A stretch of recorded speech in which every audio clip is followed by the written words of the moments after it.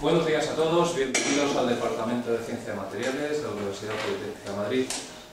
Y hoy los seminarios de fronteras de la ciencia de materiales sufren una pequeña transformación y se transforman en los seminarios internacionales de fronteras de la ciencia de materiales, ya que a partir de ahora pues remitimos para Iberoamérica, así que damos la bienvenida en este caso a la primera universidad que se suma a esta experiencia, que es la Universidad de Concepción, en Chile.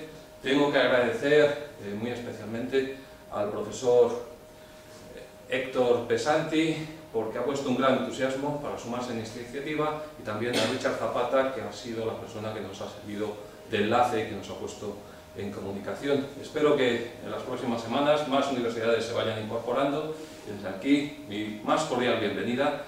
Y muchas gracias a todos los que estáis ahí detrás, apoyándonos, a la gente del GATE, a Teleco, a las nuevas becarias que vienen desde el rectorado, y sin los cuales pues todo esto no hubiese sido posible. También muchas gracias a todos los asistentes, que sois los que habéis conseguido que esto salga adelante. No me extiendo más y paso a presentar a nuestra invitada de hoy, que como podéis ver es Sara Serena. Viene del Instituto de Cerámica y Vidrio del Consejo Superior de Investigaciones Científicas y nos va a hablar de herramientas termodinámicas en ciencia de materiales, en concreto para la modelización de diagramas de equilibrio de fases y su aplicación al diseño y al comportamiento de materiales. Ella es licenciada en Ciencias Físicas por la Universidad Autónoma de Madrid, donde también leyó su doctorado, y sus líneas de trabajo van en torno al desarrollo de materiales cerámicos avanzados a partir de un estudio teórico y experimental de diagramas de equilibrio de fases. Está trabajando en materiales refractarios, en nanomateriales y en biomateriales. Y de todo esto, pues algunas cosas nos va a contar, esas que son más interesantes, más novedosas y más actuales. Así que le dejo la palabra a ella. Muchas gracias, Sonia, por estar aquí y bienvenida.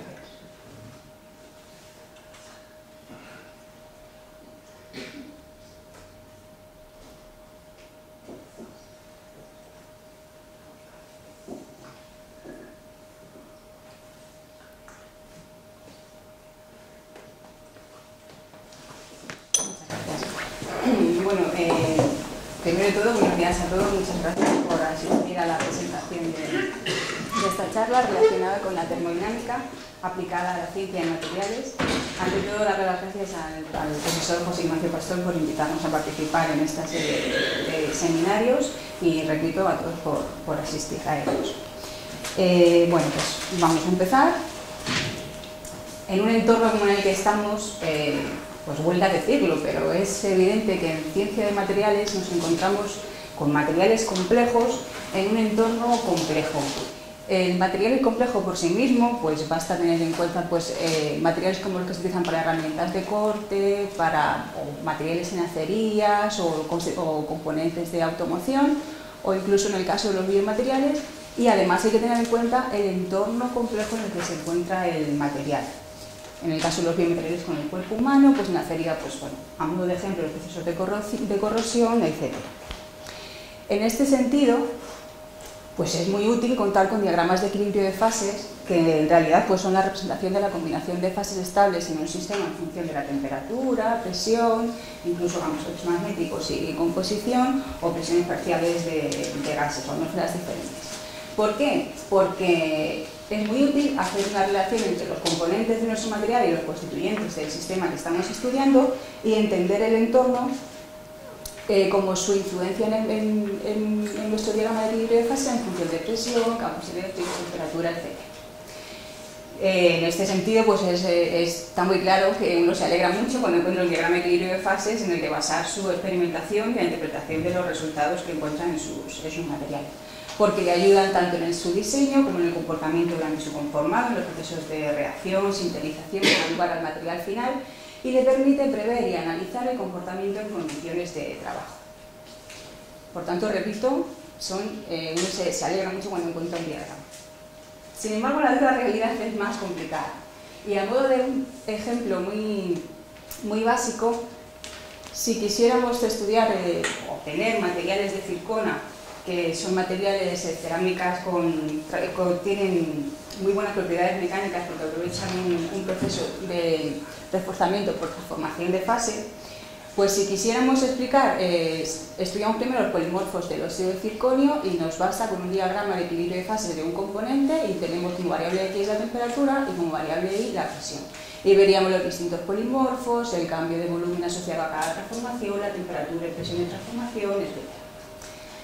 Sin embargo, en los materiales se utilizan óxidos estabilizantes para combinar las distintas fases polimórficas que se encuentran en este caso en el óxido de circonio. Le añadimos un óxido estabilizante y tenemos que trabajar en el sistema circonal. Por ejemplo, en este caso, óxido de circonio y óxido de calcio. Ya nos hemos olvidado de la presión. Tendríamos que trabajar con diferentes sistemas a diferentes presiones para considerar el efecto de la presión. Normalmente no tienen un solo estabilizante, tienen dos, con lo cual pasamos a un diagrama de equilibrio ternario. En este caso, además, hay que fijar la temperatura para tener una representación del diagrama del equilibrio de fases en el sistema. Bueno, más aún, y aunque sea pasando a otro tipo de materiales, en el caso de este sistema, que ya vamos a explicar un poquito más adelante, pues hay otros materiales que se pueden obtener en el campo de los refractarios, pues si quisiéramos estudiar su comportamiento como refractario y no de cementos, tendríamos que incluir un tercer componente en el diagrama. Y eso porque nos olvidamos del óxido de hierro y otros componentes que tienen habitualmente los cementos. Con lo cual los materiales reales nos obligan a trabajar en sistemas multicomponentes que son por lo menos difíciles de manejar.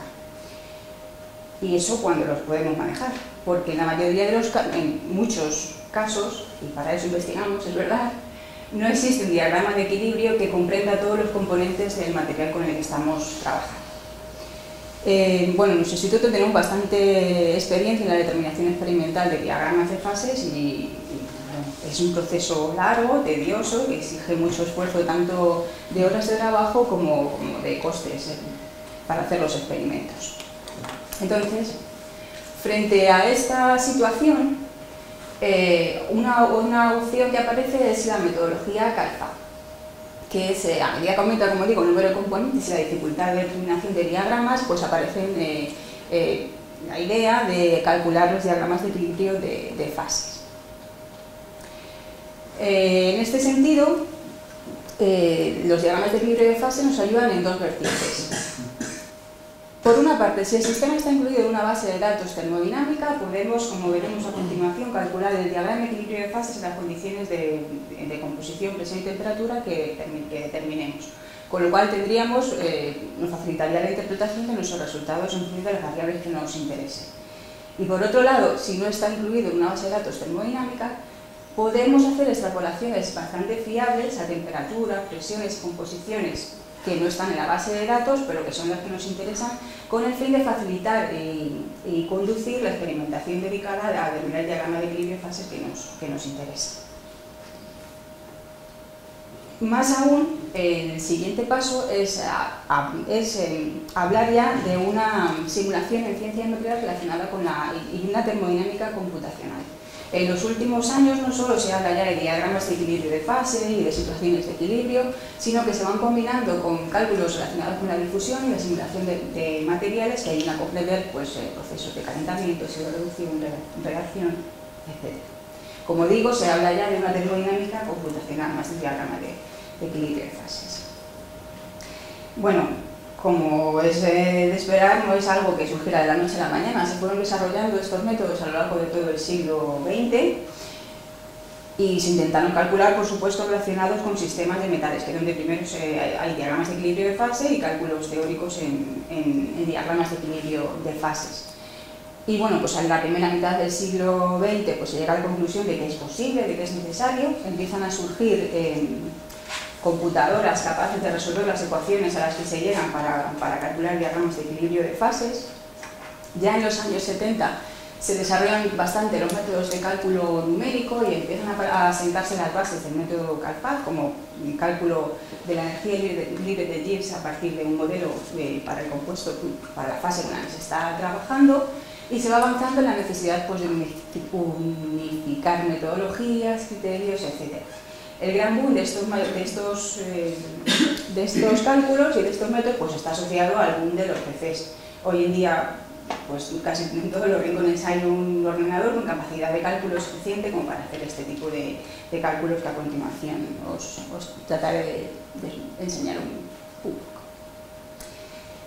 Bien, ¿cuáles son los fundamentos entonces? Pues como digo, el diagrama de fase representa gráficamente la situación de equilibrio de un sistema.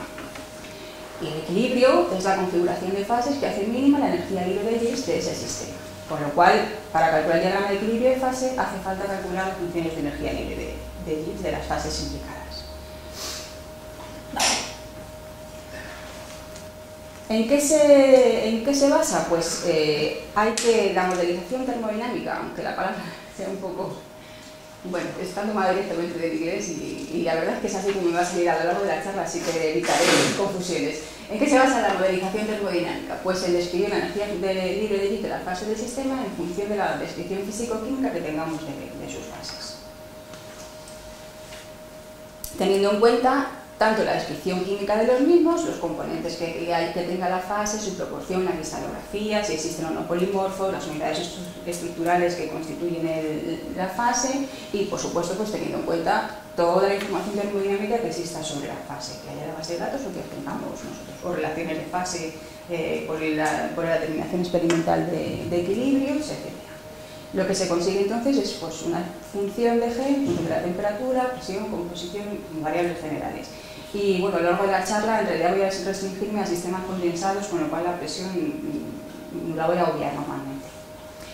¿Qué modelos se utilizan para relacionar la físico-química de la fase con su energía libre de Gibbs? Pues atendiendo a cómo sea la fase en cuestión, pues en el caso de los compuestos sólidos, por ejemplo, uno de los más sencillos y pues uno de los primeros que se desarrolló, pues son modelos de sustitución aleatoria, en las que los componentes de la fase se pueden mezclar sin que haya límites en esa... Bueno, habrá límite de solución sólida que tenga cada compuesto, pero no hay ocupaciones preferenciales de sitios en el red.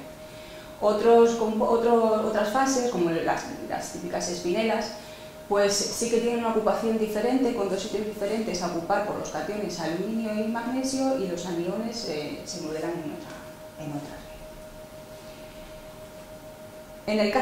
En el caso de los líquidos, bueno, pues el modelo de sustitución aleatoria en este caso es evidente, se pueden mezclar los componentes en la fase líquida sin problema, pero hay otras fases líquidas que son algo más complejos y hacen falta utilizar modelos de subred en los que se divide la ocupación de la estructura líquida, por llamarlo de alguna manera, como dividida en una red de cationes y una red de aniones y especies neutras.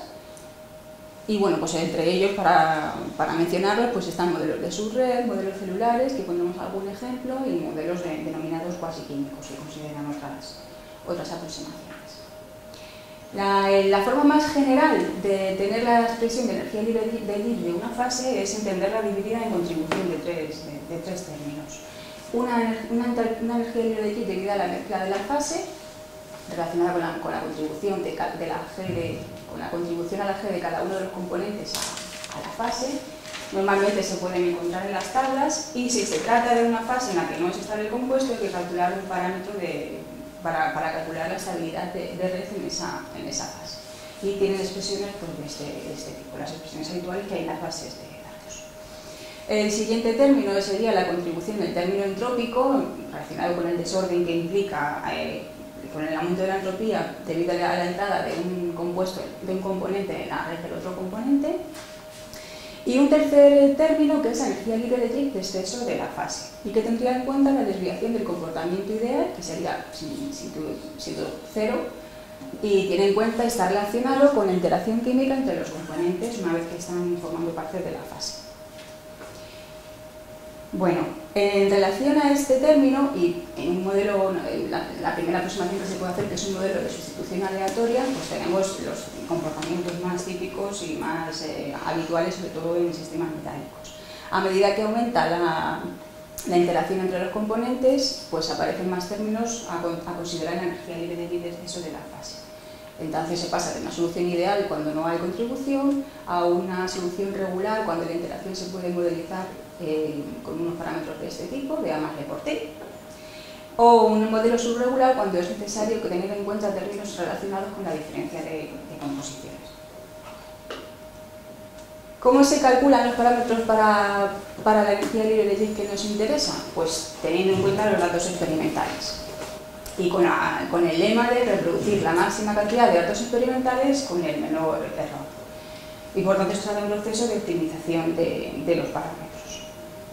Los datos experimentales pues, valen prácticamente todos, incluso los que son de metastabilidad también pueden conducirnos a hacer aproximaciones, a seleccionar unos datos frente a otros, pero bueno, en realidad pues, en cuanto a cantidades termodinámicas, capacidades caloríficas, deltas de H, términos de transformación, medidas de potencial químico y bueno, pues en cuanto a diagrama de equilibrio de fase, pues ya sabemos que entonces lo que se refiere es equilibrio entre dos fases dentro del sistema que nos interesa, tanto en la línea de líquidos como en el subsólido, pues puntos invariantes, líneas de sólido-sólido, límite de solución sólida, etc. Entonces, estos métodos, lo primero que hay que hacer cuando uno quiere utilizarlos es hacer una buena revisión bibliográfica y reunir la máxima información experimental que tenga, incluso con sus datos, por supuesto, sus datos experimentales sobre las zonas en las que haya poca información o tenga dudas o en las que haya trabajado previamente. Entonces hay que organizarlos.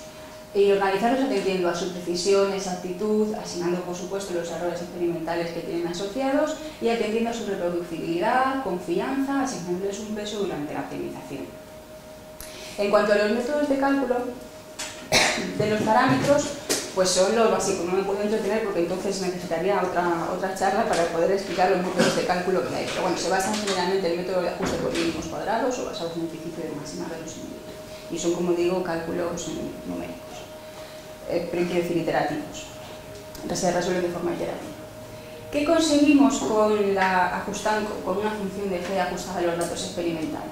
Conseguimos una base de datos consistente, que significa que tenemos todos los datos termodinámicos con el mismo estado de referencia, cosa que no siempre es obvia, que reproduce las cantidades termodinámicas de las fases, por lo menos en el rango de temperatura, presión y composición que determinemos nosotros. Si puede ser todo el sistema, pues mejor que mejor, pero bueno, hay bases de datos incluso muy populares y muy utilizadas que tienen un rango de composición y presión de validez y ahí se tiene. Pero hay que saber hasta dónde se puede utilizar la base de datos que tenemos. Y también una descripción continua de especies en el rango de composición definido. No podemos tener un diagrama de equilibrio de fases con una fase que definimos en un extremo de una mezcla ideal, mientras que en el otro extremo forma especies con otro de los componentes del sistema y tiene otra constitución. Tendría que ser una descripción continua de la fase. Y una vez que tenemos la G, pues bueno, esta es una transparencia bastante típica. Una vez que tiene la G, pues la energía libre de Gibbs, pues el equilibrio termodinámico viene definido o por la fase que tiene la menor energía libre de Gibbs, o en el caso de sistemas binarios, por la tangente común a las funciones de energía libre de Gibbs de la fase, por ejemplo, alfa y beta, que darían estos puntos de aquí, o si fuéramos aumentando la temperatura, llegaría a un punto en el que existiría una tangente común a las fases alfa, beta y líquido, que daría el punto invariante, en este caso sencillo de tipo LT. En este sentido también, los métodos que buscan el punto de equilibrio y el punto que determina la situación de equilibrio del sistema son también métodos numéricos. Bueno, por supuesto, uno puede crearse su método de búsqueda de mínimos, su método de ajuste de funciones, etc. Hay programas estándar de tipo MATLAB en el que, bueno, por mencionar uno, podrías definir las funciones, hacer un algoritmo que busque mínimos, etc. Pero bueno, por suerte, y también ese es el sentido que quería darle a esta charla, de que ya son herramientas a utilizar de forma más o menos fácil y accesible, pues existe software en el mercado bastante avanzado y bastante especializado en este tipo de cálculos.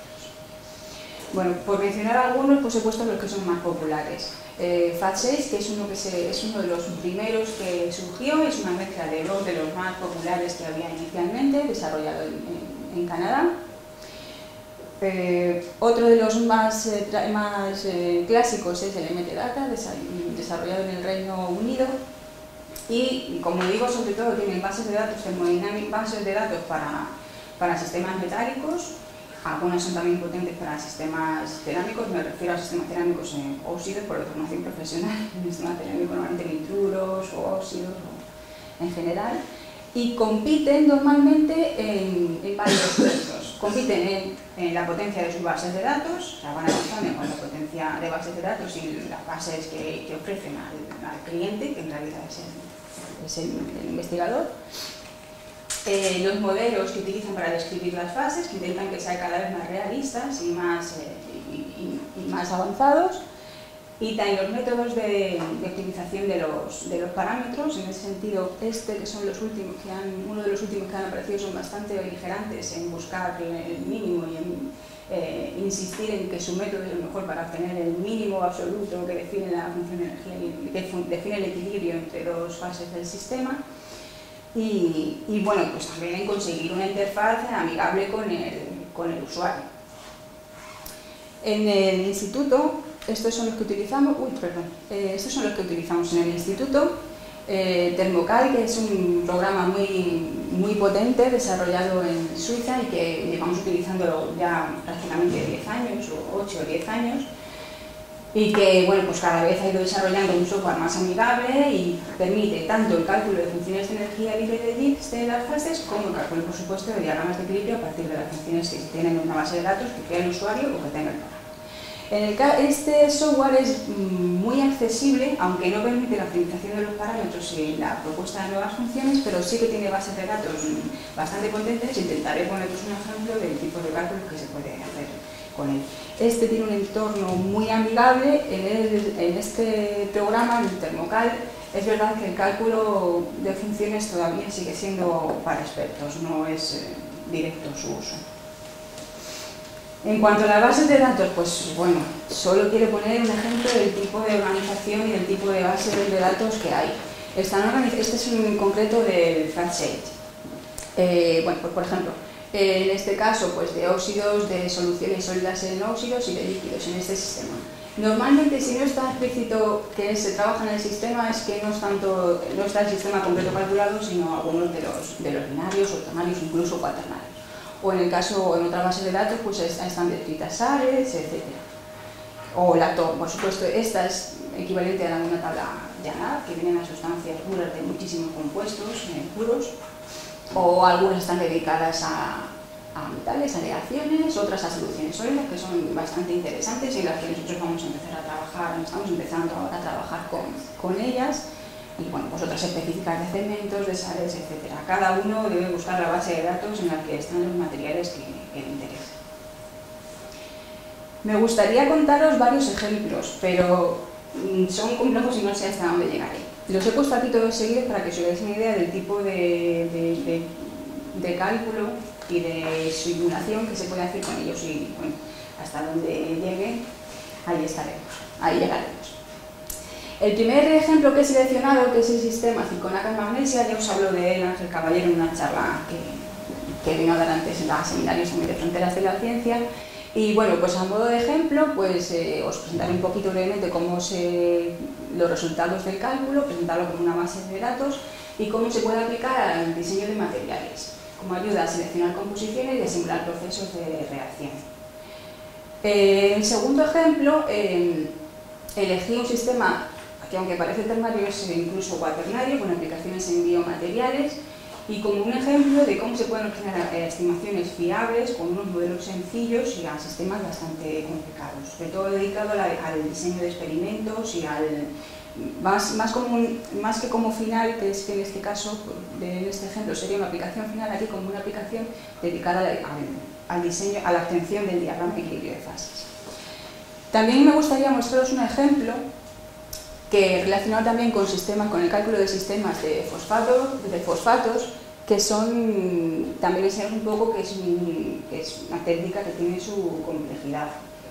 Y bueno, pues un ejemplo, un sistema que tiene líquidos con una estructura, con un orden, cierto orden, que los hace complejos. Y por último, me gustaría enseñaros un ejemplo de cómo se puede aplicar, sobre todo el software HSC, que he hecho que es más sencillo, a la modelización o a la simulación de disolución de biomateriales en suelo fisiológico artificial, en una disolución acuosa. Bueno, pues para empezar con este sistema, bueno, pues en este sistema, del óxido de circonio, óxido de calcio y óxido de magnesio, pues desde el punto de vista de materiales se pueden obtener dos familias de materiales, entre varias, pues dos vamos a destacar. Materiales de magnesio circonato cálcico con aplicaciones tanto cuando tienen una estructura porosa como cuando son densos. Densos ya os hablo de ellos, Ángel Caballero, como aplicaciones con material refractario para órganos de clinkerización de cemento en concreto. Y en la zona rica del óxido de circonio, pues materiales de circona estabilizada. Como he dicho en la introducción, pues se aprovecha el reforzamiento por transformación. Y se trata de obtener materiales con estructura tetragonal estabilizada y una mezcla de tetragonal y cúbica, o con una estructura tetragonal como una única fase, una estructura tetragonal estabilizada, dependiendo de la aplicación que se haga. Y una ventaja que ofrece también este sistema es que ambas familias de materiales, los de circonato cálcico magnesio y los de circona y los de óxido de circonio, se pueden obtener a partir de una materia prima natural de elevada pureza, como es la dolomita, que es un carbonato doble de calcio y magnesio. En este sentido, lo que más nos interesa del sistema pues, es determinar la sencilla isopletal dolomía óxido de circonio, con el fin de tener una herramienta para elegir composiciones o diseñar los materiales que nos interesen. Y la ventaja pues, es que es a partir de una materia prima natural con el coste con la reducción de costes que implica. Bueno, muy brevemente, pues solo decir que el óxido de circonio presenta 3 fases estables, monoclínica, tetragonal y cúbica en función de la temperatura, que tienen diferentes soluciones sólidas, tanto de óxido de calcio como de óxido de magnesio, en este orden, es decir, la que más solución sólida tiene es la cúbica y la que menos la monoclínica. En el caso de los otros óxidos componentes del sistema, el óxido de calcio tiene una solución sólida limitada de magnesio y el óxido de magnesio pues, tiene también una solución sólida limitada de óxido de calcio. Y no hay reportados valores realistas o reproducibles para la presencia de solución sólida de óxido de circonio en las redes de los óxidos de calcio y de magnesio. Entonces, bueno, en este contexto, pues el modelo que se utilizó fue un modelo de sustitución aleatoria de los componentes en la red. También tiene otros compuestos intermedios que además no tienen solución sólida y se pueden modelizar como puros y obtener funciones de este tipo, con estas dependencias con circonato de calcio y otra fase que se llama fase nafilos. Y en cuanto a la fase líquida, pues no hay orden, no hay invisibilidad y los constituyentes de la fase son los óxidos constituyentes del sistema y también se utiliza un modelo de sustitución aleatoria de un componente por otro. Bueno, como digo, después de recopilar la información experimental, pues es posible optimizar los diagramas de equilibrio de fase binarios, es decir, óxido de circonio, óxido de calcio, óxido de magnesio, óxido de circonio, óxido de calcio. Aquí he puesto un resumen de los parámetros necesarios al presentar las funciones de energía libre de Wien, pues son todos los parámetros que hay que calcular. Y la gran ventaja es que una vez que tenemos una base de datos consistente que hemos construido para los sistemas binarios, podemos hacer una extrapolación muy fiable al sistema ternario. En este caso incluso pues es una extrapolación bastante sencilla porque es una extrapolación simétrica. No es como en otras ocasiones, pues es necesario pesar la contribución de alguno de los componentes a la fase, pero en este caso es simétrica. Y una vez hecho todo el trabajo, pues lo que tenemos es que podemos calcular cualquier sección isotermal, que en el caso concreto de la superficie de líquidos de un sistema, pues es una superposición de secciones isotermales en las que existe la fase líquida. Cualquier sección isotermal, ya digo, por debajo del subsólido, como por ejemplo la sección isotermal a 1700 grados centígrados. En este caso, no sé si se llega a ver muy bien, es una sección calculada y los puntos que se ven de distintos colores pues son puntos experimentales con los que comprobamos que el cálculo pues era válido. Y por otra parte, conseguimos también calcular cualquier sección isotermal. A modo de ejemplo, porque son muy complicadas complicadas de ver sobre todo. Bueno, pues las dos más sencillas o más útiles, pues en el caso de la sección circonato cálcico con óxido de magnesio es un sistema binario real con un punto invariante de tipo eutéctico, y en el caso de la sección que nos interesa para diseñar materiales a partir de dolomita, pues es más complicada, aparecen campos de compatibilidad de fases de óxido de magnesio y óxido de calcio, compuesto el circonato cálcico, y por aquí en estos campos pues aparecen circona cúbica más tetragonal, que son las fases que interesan para obtener materiales de circona estabilizada con cal y magnesio. Bien, vamos entonces a utilizar el sistema para diseñar materiales.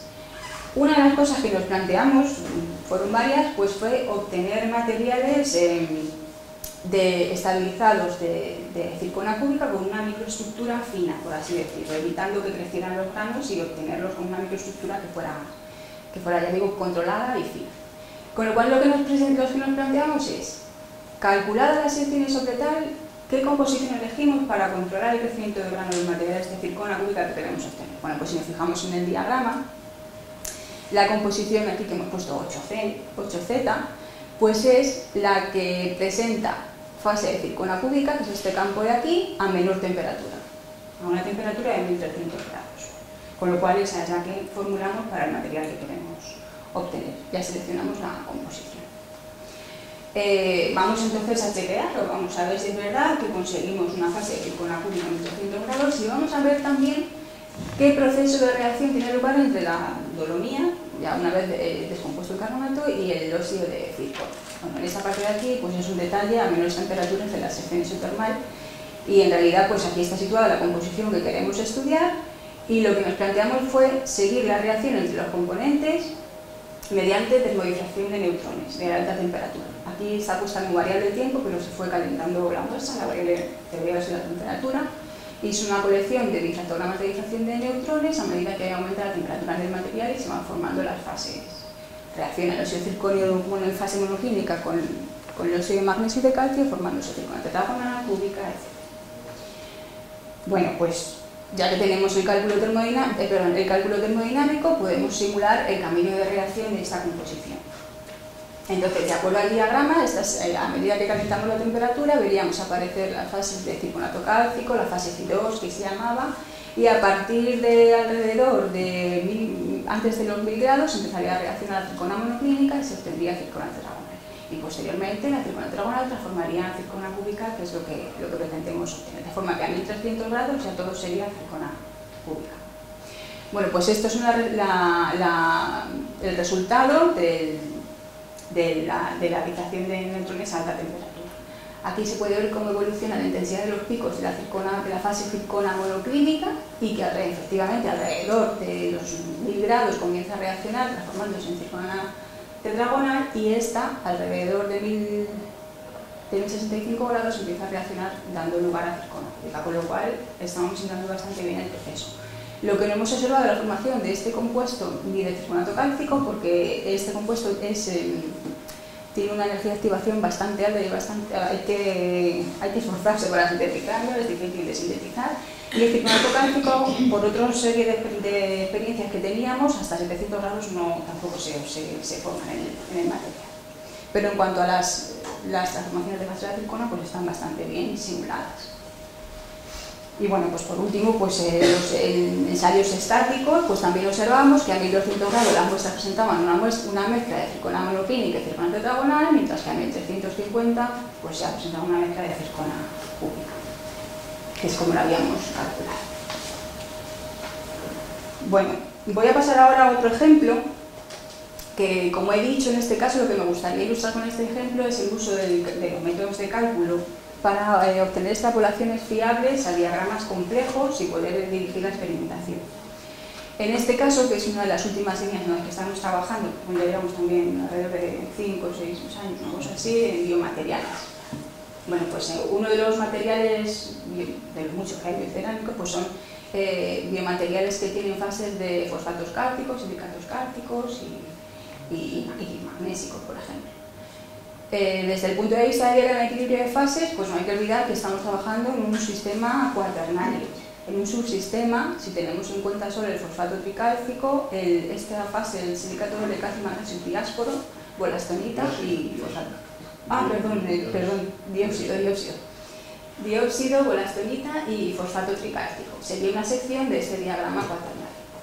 La ventaja de este tipo de materiales pues es que en reacción con el cuerpo humano pues dan lugar a una fase de diosapatita, que es la fase mineral del cuerpo, y bueno, pues, se utilizan para regeneración ósea y para implantes, etc. Pues dentro de la obtención de biomateriales, una estrategia que se sugirió es utilizar estructuras porosas para mejorar una buena integración del material. Que el material se fuera disolviendo, dando lugar a diosapatita y al final se integrara en el cuerpo. Sin embargo, utilizar materiales porosos, como fue la primera idea, pues tiene el peligro de que las propiedades mecánicas del material son limitadas. Entonces, otra estrategia, que fue la que motivó la exploración de este sistema, pues fue diseñar materiales bifásicos con diferentes velocidades de disolución y que dieran lugar a hidróxido de apatita de forma paulatina. Ejemplos de estructuras bifásicas, de materiales bifásicos o estructuras bifásicas, pues de tipo eutéctico, de fases cristalinas, vitrocerámicos o cementos que ya incluso son más de 2 fases. Bueno, pues echamos un vistazo a los diagramas binarios bolastonita, fosfato tricálcico, dióxido, bolastonita y fosfato tricálcico, dióxido, pues vemos que bueno, 2 de ellos son muy antiguos, no por ello malos, pero bueno, han sido revisados hace mucho tiempo y con técnicas que llegan hasta donde llegan, pero bueno, es lo que hay. Otro es un poco más reciente y que, si bien es verdad que hay pocas y que hay poca información sobre los binarios, pero no hay nada sobre el sistema ternario. Con lo cual, ¿cómo abordar el cálculo de la superficie de líquidos o el punto eutéctico del sistema ternario o cómo empezar a trabajar? Pues no podemos cuadrar todo el diagrama a fuerza de prueba y error. Lo que se trata, lo que propusimos entonces es utilizar un modelo muy sencillo de líquido molecular, que se llama.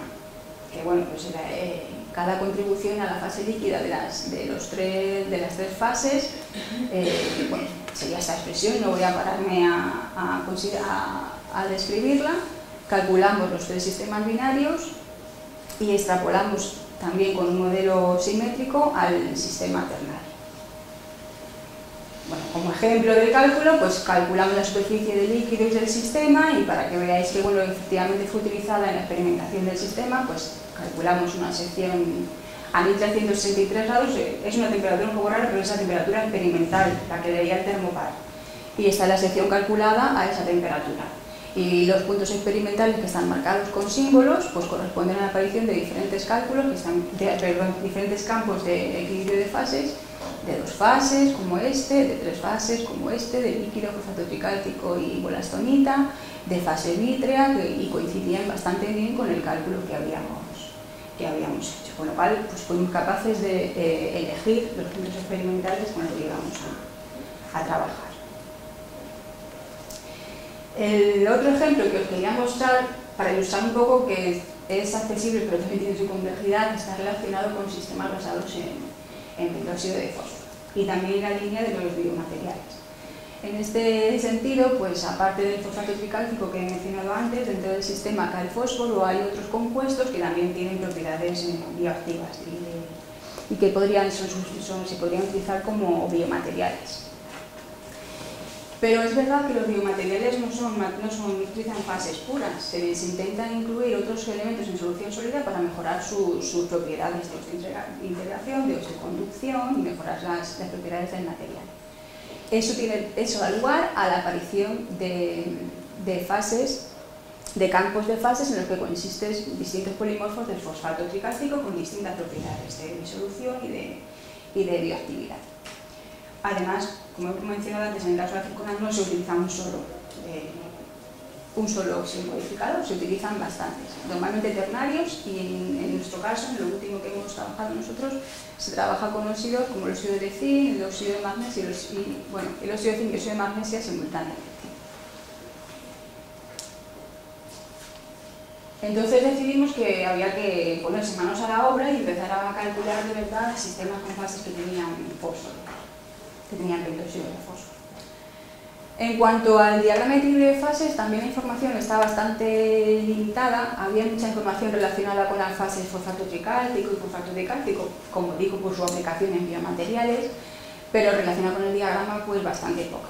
Por otra parte, pues los compuestos no existen solución sólida en este sistema binario, eso sí está contrastado experimentalmente, y el líquido a priori no tiene campos de invisibilidad y zonas muy complejas.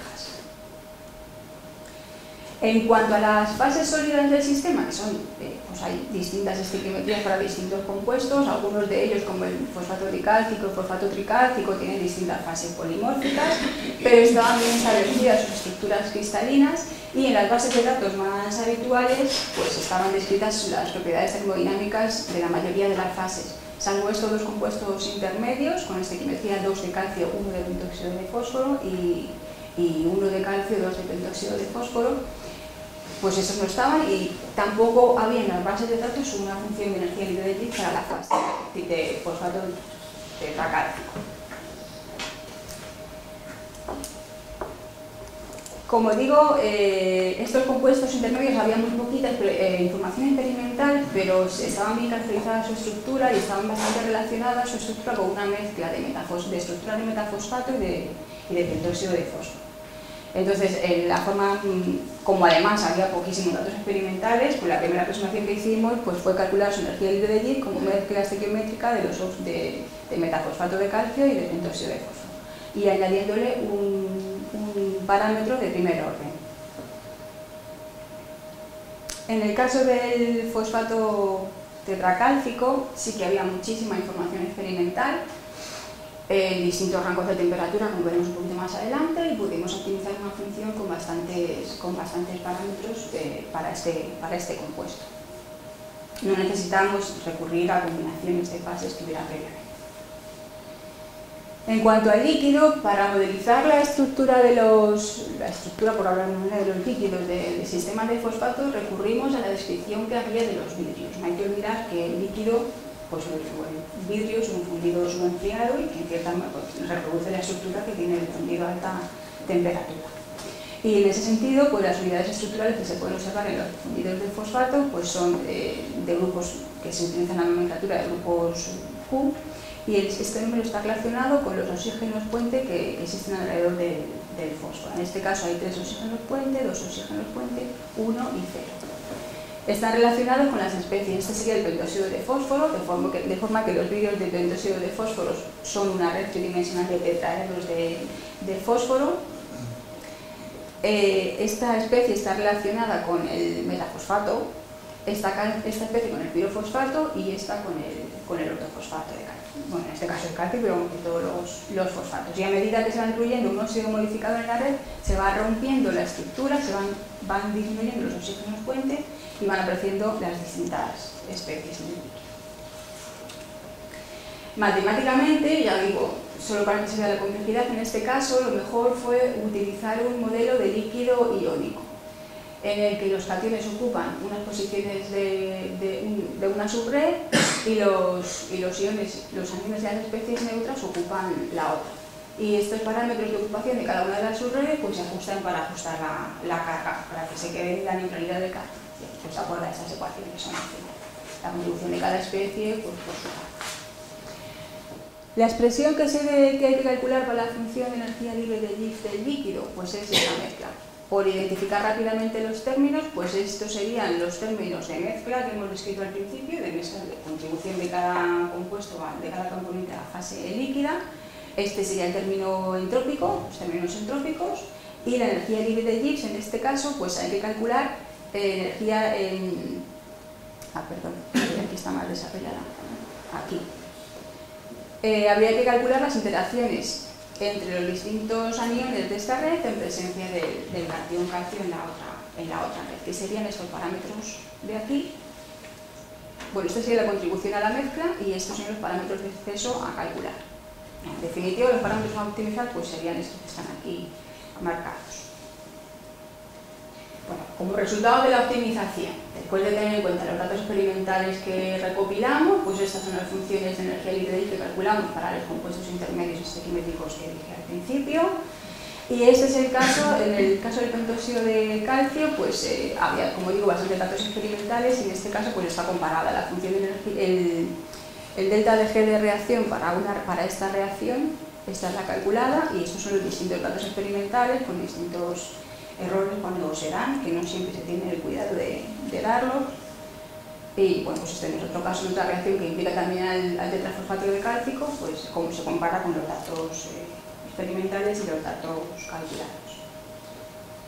En cuanto a los parámetros del líquido, estos son todos los parámetros que hubo que calcular. Hay que tener en cuenta que en la base de datos sí que hay información sobre los líquidos del sistema, sobre puntos de fusión de los compuestos intermedios y hay bastante información de termodinámica de los líquidos, por lo menos los líquidos puros. Y lo que conseguimos con esta optimización pues es poder calcular la distribución de especies en el fundido a cualquier temperatura. En este caso, el cálculo permite no solo calcular situaciones de equilibrio, sino calcular situaciones de metaestabilidad. Por ejemplo, quiero decir, en este caso, por ejemplo, ¿a qué me refiero con metaestabilidad? Pues a pesar de que las temperaturas de formación de líquidos pues estén, por decir, una temperatura por encima de los 1000 grados, se pueden suspender la estabilidad de los compuestos sólidos y calcular qué distribución de especies aparecería en el fundido a 500 grados o a otras temperaturas. Entonces, en este caso, pues esta es la distribución ideal de especies en los vidrios, que a temperatura ambiente o a 500 grados Kelvin, pues sería esta, y los puntos sería el cálculo experimental o la relación ideal, y la línea continua pues es el cálculo, es decir, a temperatura baja pues se ajustan a lo que se espera idealmente. A medida que se aumenta la temperatura, aquí están comparadas la distribución de especies calculada, de las especies Q3, las especies Q2, Q1 y Q0, y los oxígenos comparados con la concentración de especies en vidrio pues a distintas temperaturas, determinadas por el RMM, por infrarrojos, etc. Bueno, pues eso, hay a distintas temperaturas, pues aquí las podríamos comparar.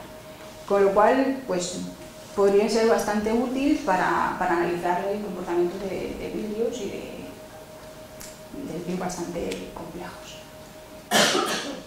Y bueno, solo a modo de resumen y también como para presentar el resultado, pues este sería el diagrama de equilibrio de fases calculado. Los puntitos que había experimentales relacionados con los puntos de fusión pues que coinciden bastante bien, también las transformaciones polimórficas que son al final la base de datos que hemos utilizado. Y bueno, pues aquí, aunque no me voy a detener a leerla, pues había también bastante buen acuerdo con tanto la entalpía de fusión, entropías, propiedades termodinámicas en las fusiones. Y por último, me gustaría contar un ejemplo muy breve sobre cómo se puede aplicar la modelización termodinámica pues al caso de biomateriales, la disolución de soluciones simulación de disoluciones acuosas. En este caso hay que tener en cuenta que aparte de diseñar el biomaterial, el siguiente paso es analizar su comportamiento en suelo. El primero, como va a estar en un entorno biológico, el primer paso es analizar su comportamiento en suelo fisiológico artificial. Experimentalmente pues, se sumerge el material en el suelo y se analiza cómo, pues, si se disuelve rápidamente, lentamente, cómo va formando o no hidroxiapatita, que está relacionada con la bioactividad como primera etapa del proceso de bioactividad del material. Y lo que pensamos es utilizar el programa HSC, que tiene una base de datos de disoluciones acuosas bastante potente para simular esta situación. Entonces, en este caso, no se ve muy bien, está simulada la disolución del pentóxido del fosfato tricálcico y del dióxido. Y bueno, pues efectivamente los límites de solución coincidían bastante bien, aunque sea a grosso modo, con lo que observábamos experimentalmente. Solo decir que, bueno, este caso de disoluciones acuosas, pues hay que simular el suelo fisiológico artificial, que tiene distintos componentes y que da bastante buenos resultados. Y nada más, solo quería dar las gracias a las personas que han contribuido a hacer este trabajo a lo largo de bastantes años y que ha sido desarrollado el trabajo del Instituto de Cerámica de Vidrio dentro del Departamento de Cerámica en el grupo de diagramas de equilibrio de fase. Dar las gracias al profesor de AZA, a la doctora Cena, a Miguel Ángel Rodríguez, a Antonio de AZA y en concreto pues al grupo que nos dedicamos más al cálculo de diagramas de equilibrios, el profesor Ángel Caballero, la doctora María Antonia Saiz, yo misma y Leticia Cabajas, que se encuentra haciendo la tesis en este momento con nosotros. También quiero agradecer al doctor Miguel Ángel Raso de la Facultad de Químicas de la Universidad Complutense de Madrid, que también colabora con nosotros, sobre todo en la parte de sistemas de fosfato. Y sobre todo, muchas gracias.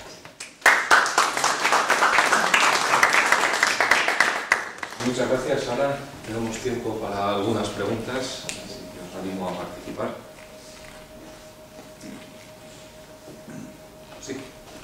No soy experto en estas cosas, pero tengo una pregunta. En los nanomateriales, todo esto que usted ha mencionado es válido, necesita modificaciones, ¿cómo es la cosa? Pues es una pregunta muy interesante porque estamos trabajando justamente ahora.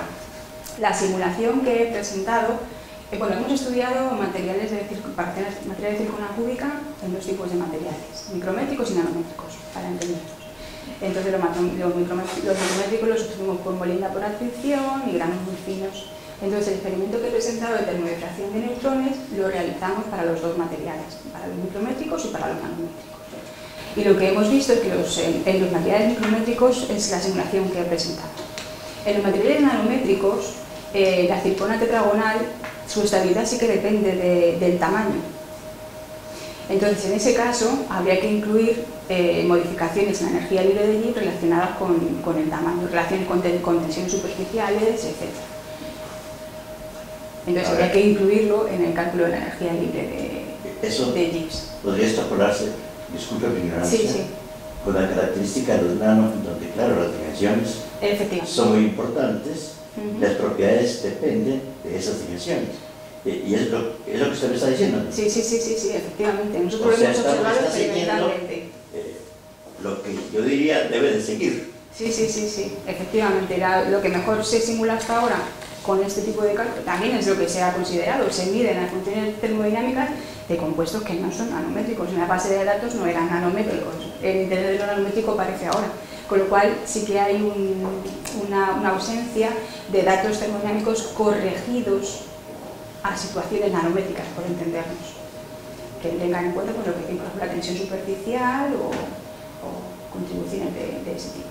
Y es un campo muy interesante que no, vamos, se menciona pocas veces, se hacen discusiones muy generales y yo creo que es interesante empezar a considerar esas contribuciones a la energía libre de Gibbs. Igual que en otros compuestos que sean susceptibles de presentar modificaciones en función de campos electromagnéticos, pues ya se va considerando, claro. Muchas gracias. ¿Alguna otra pregunta? Tenía una cuestión. De cara al futuro, ¿por dónde van todos estos programas? ¿Hacia dónde se dirigen? Porque veo que en esa variedad cada uno tiene un planteamiento un poco distinto, pero supongo que algo que se está cogiendo detrás y no nos has terminado de contar por eso, por la novedad y por no pensar en vivir qué. Bueno, ¿a dónde van? Como he visto, unos compiten... Lo primero que hay que tener en cuenta es que la forma que tiene... avanza en dos sentidos. En el sentido comercial, de llegar a cualquier sitio, y no solo hay que llegar a cualquier sitio con un ordenador, hay que llegar de forma fácil. Entonces avanzan, como digo, en la facilidad de manejo del usuario. Y en tener bases de datos cada vez más potentes. Compiten entre ellos en los métodos de cálculo numérico para conseguir un mínimo más fiable, etc. Pero vamos, sobre todo, yo creo que lo que más compiten es en ser aplicables a cada vez más materiales. Las bases de datos más extendidas y más usadas están relacionadas con metales, por supuesto, de la metalurgia, la madre de los diagramas de equilibrio de fases. Y cada vez pues, van abriendo más en el caso de los cerámicos, etc. Como digo, pues a incluir otro tipo de contribuciones a la energía en las funciones termodinámicas, se desarrollan modelos cada vez, por suerte y por la potencia que tienen los ordenadores, pues cada vez más complejos y más realistas. Muy bien, pues si no hay ninguna otra pregunta... Sí, es muy interesante, tenemos que reflexionar. Una de las líneas más interesantes que hay ahora mismo es la de revisitar los diagramas de equilibrio a la hora de analizar el efecto de nanopartículas sobre esos estudios, porque sí se está viendo, hay gente que ha hecho estudios básicos sobre los sistemas base sílice, se está viendo que los puntos invariantes están bajando, es decir, sí se están modificando, digamos, los datos más clásicos que uno ve en un diagrama de equilibrio de temperatura, más que temperatura, fundamentalmente más que composiciones. El punto invariante sigue estando donde está y normalmente ahí no hay incidencia, ¿no? Pero sí es cierto que todo el tema de temperaturas, velocidad de reacción, etcétera, está todo ahí, digamos, puesto en entredicho y de alguna manera sí hay grupos muy potentes, yo recuerdo sobre una base sílice que llegamos a ver un poquito. Y bueno, lo que pasa es que nosotros ahí pues hicimos ese experimento en termodificación, vimos que hemos publicado un par de cosas de esos y tal. Pero ahora, con la línea últimamente le vamos a biomateriales, ahí el tema no es tan importante, o digamos, no está el camino por ahí. Las celulitas necesitan entornos son más grandes, son de 150 micras, 200 micras, y los entornos porosos, que es los andamiajes van en otra dirección. Pero sí es un tema súper importante. Y sí es cierto que los sistemas, digamos, las bases de datos y tal, sí que intentan ofertarte cada vez más datos termodinámicos que van tomando en sitios para poder abordar esa parte. Pero es una parte muy interesante de futuro el unir modelización con nanosistemas y poder llegar a ver qué nos dice esa modelización sobre esos datos experimentales que también se están poniendo continuamente hoy en día encima de la mesa. Y por continuar también, lo he dejado de lado por centrarme en la parte de equilibrio y de diagrama de fases, pero es verdad que otra línea de avance de estos programas es unirse a bases de datos relacionadas con la difusión de compuestos, para analizar procesos de corrosión, incluso simular la evolución de microestructuras, aunque como ya digo, esa parte nosotros todavía no hemos entrado ahí porque está más desarrollada para metales, para sistemas metálicos. Pero sí que es verdad que hay que tener en cuenta ya también datos no solo de equilibrio, sino también cinéticos y combinarlo para hacer simulaciones realistas, porque bueno, la termodinámica propone y la cinética dispone en muchos casos. Pues muchas gracias a todos por vuestra asistencia y nos vemos el próximo lunes.